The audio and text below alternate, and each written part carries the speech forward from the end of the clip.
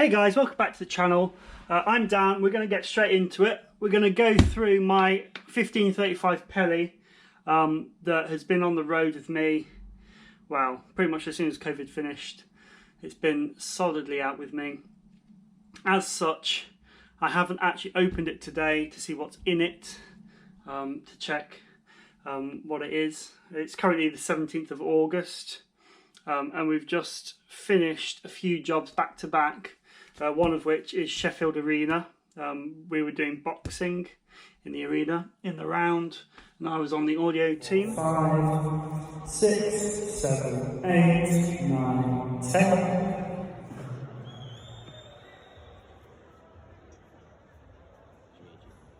No. 2 next. And then I came home, took half the tools out, threw another load of tools in to go into TV land to do a quite famous TV show now. So yes, this is currently wrong, so let's start by cleaning that off, and we can get on with the show.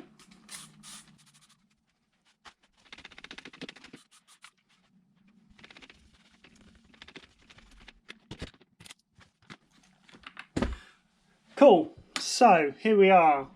This is how it was on the last job. As you can see, I've cleaned it off a little bit. It needs a little bit more work. I'm using microfiber cloth and some, it's called Nope, but it's IPA, isopropyl alcohol, just a bit of solvent to clean it off. I am using a Sharpie on the PAL label, which isn't the best kind of thing to take off, thing to write with. There are proper PAL pens, but they also cost a lot of money. I've unlocked it as well. We had a couple of questions recently about security for Peli cases. Let's just move that a bit more. Security for Peli cases. So yeah, we had a couple of questions recently about security for Peli cases. So yeah, having an orange one is really useful because you can obviously see it from the other side of an arena or whatever, and see if anyone's anywhere near it. Having a lock, I used to have a key lock, but then you can't put your car keys or whatever in there if you need to. So I've got a coded lock. It is a TSA lock, so if anyone has the right thing, they can open it because it's got that on it. And then I've got an air tag in there, or behind here actually, which I'm not going to show you because everyone knows what an air tag is now.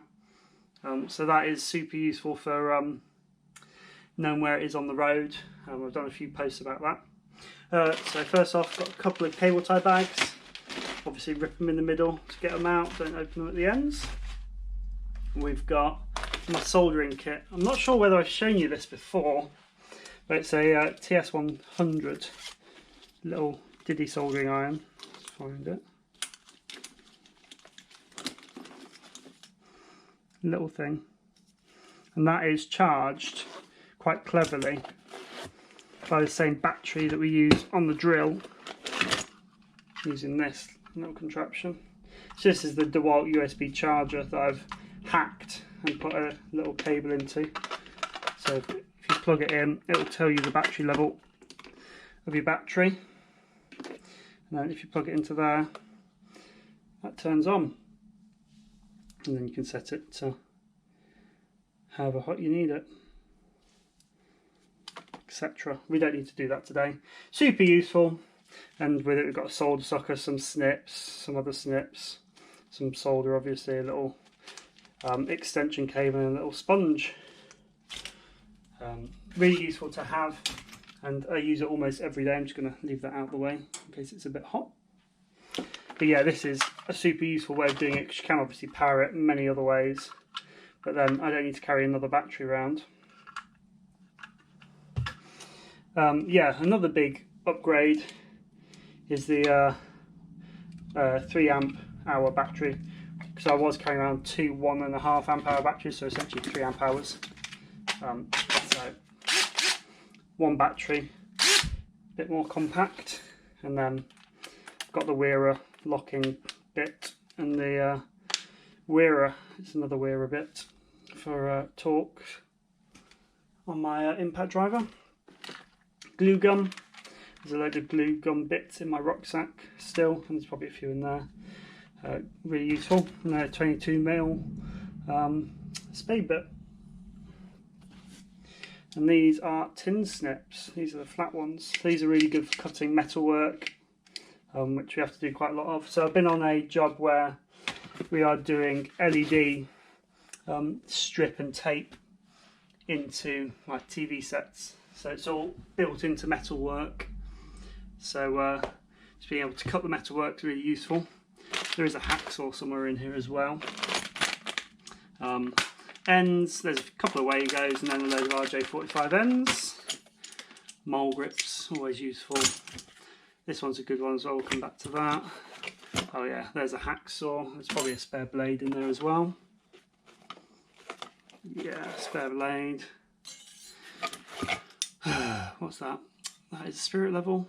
And it's a useful one because you can set the angles. So if you're in a really awkward place, you can set that angle, make sure that's level, and then go over to the next place where it's the same awkward place.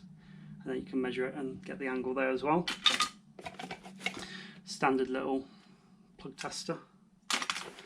Little USB charger that's a bit slimline. RJ45 crimps, these are the Nipex ones, they're really useful. They're the best ones I've found, they've got everything you need, so you can strip it back and physically make the cable. A couple of sweets, I've got some fruit salads and blackjacks, still from an event not too long ago where they gave us a load of those in the green room. I was like, yes, so I just took a few of them. Few odds and ends of batteries. There's probably another battery in here somewhere. As you can see, while the case is pretty rammed, I haven't actually been through it to tidy any of this up, so it is what it is. A load of tape as well, all the electrical tape, a little bit of microfiber for sticking mic cables to people's backs and stuff, back of the necks, more tape, 2 AA's, 2 AAA's, there's more batteries elsewhere. This is an upgrade, just taking around some lovely smells. Oh yeah, let's finish this one. So we've got a laser measure and a laser clicker. Both I take the batteries out of and I leave them out of the pack just because I don't use them every day, and I've had this is my second laser clicker / pointer now, because of batteries dying in it, so just take them out because they don't get used every day, and then you can just put the batteries in when you need them. So that's that area free. That area free. These are really cool. These are PVC pipe cutters. So in a similar vein to having tin snips for cutting LED capping, I use these for cutting the plastic capping because you can get a nice even cut. I do carry electrician scissors which do a similar job but not quite as good, and these are super quick to use because you literally just put it in and done. Obviously don't put a finger in there, you will lose it. These I've kind of moved away from carrying lots of different screwdrivers around and stuff, so I'm trying to carry higher end gear. So I've got We're a Bit set. This is actually the advent calendar set from last year. So I got this, like I got one of these per day and got the case one day, and one of these bits or 2 of these bits per day as well in the advent calendar. So looking forward to getting this year's advent calendar and doing the same again and upgrading the rest of the toolkit. Hopefully it's a socket set or something, that would be even more useful.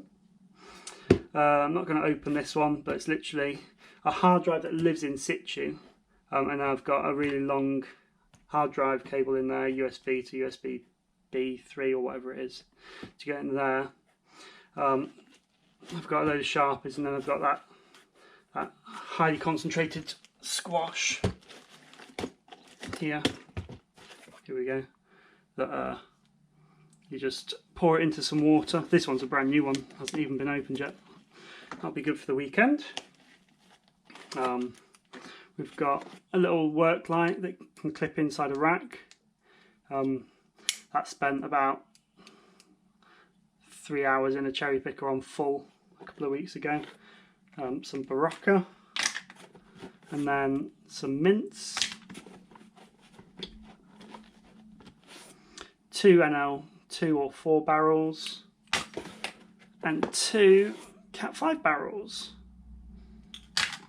all the nitric ones, and then some peppermint tea, yeah, just some peppermint tea in there for as and when needs arise. In here, I'm going to have to put that one back in. I've kind of got this mesh bag that lives in this slot that allows me to just pull it out like I just did, and then have access to all the tools, and you can kind of see through it and see what you've got.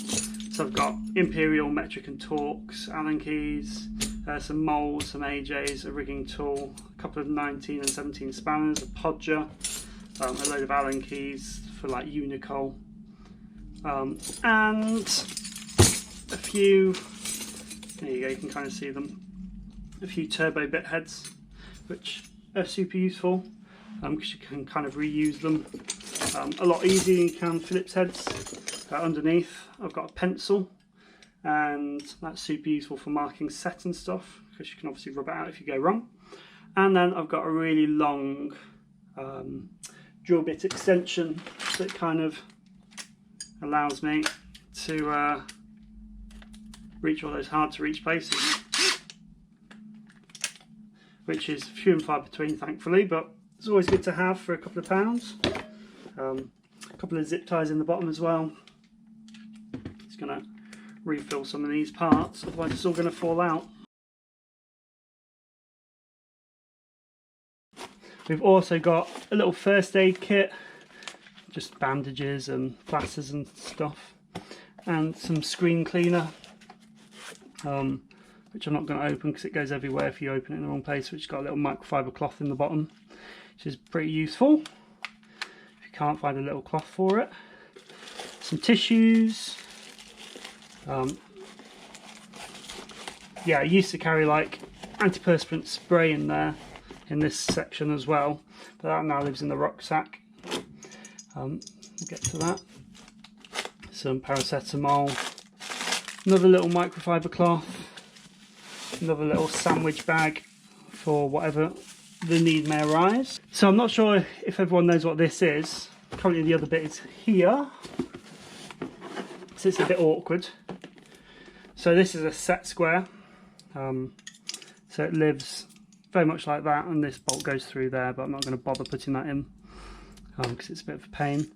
And then you can set it to a certain height and then go, oh, that was 12 centimetres, or rather, oh, that was 18 centimetres, and then you can go around and do every other point the same. Super useful for like making LED floors, like LED screen floors, getting them all level and stuff, which is mainly what we use it for.